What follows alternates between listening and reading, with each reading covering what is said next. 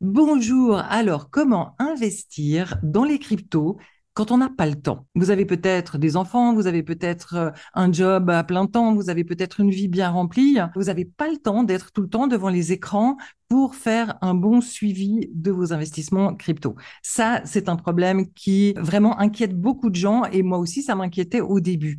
Hein, moi-même, j'ai élevé deux enfants avec un job à plein temps et j'étais à fond dans les cryptos depuis début 2017. La solution, c'est qu'il faut bien comprendre la différence entre le trading et ce qu'on appelle le value investing, qui consiste à investir dans un projet qui est actuellement sous-évalué et le revendre plus tard quand son prix aura bien monté. Et il faut que je vous dise que je vais donner une conférence en live gratuite le dimanche 4 août 2024 à 19 heures heure de France, sur la thématique les clés pour analyser les pépites crypto de demain avant tout le monde et multiplier votre capital en moins de 2 heures par semaine. Je vous mets le lien dans la description. OK.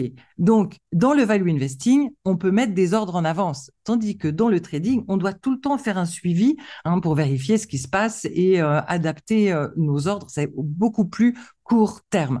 OK.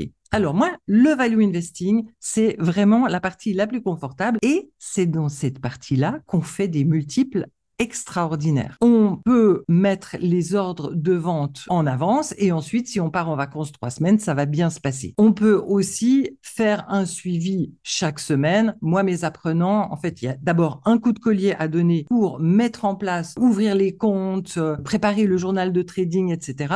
Mais une fois que ça c'est fait en 1 ou 2 week-ends, ensuite, c'est vraiment 1 heure par semaine. Et on peut compter une deuxième heure si on veut vraiment bien se tenir au courant des projets sur lesquels on a investi.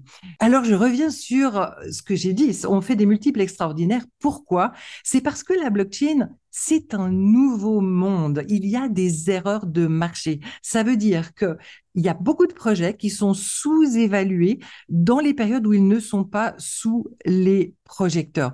Pourquoi est-ce qu'ils sont sous-évalués? C'est parce que les investisseurs, qu'ils soient petits ou gros, ne sont pas assez matures pour évaluer correctement la valeur de chaque projet. Il y a des incohérences et il y a des prix super bas qu'on peut exploiter. Il faut exploiter ces incohérences. On est dans la meilleure période pour le faire. Moi, c'est ça ma passion, le value investing et le scoring. Je mets des scores, donc je sais lesquels sont sous-évalués. Le but, maintenant, c'est d'acheter bas en cette période pour revendre beaucoup plus haut l'année prochaine.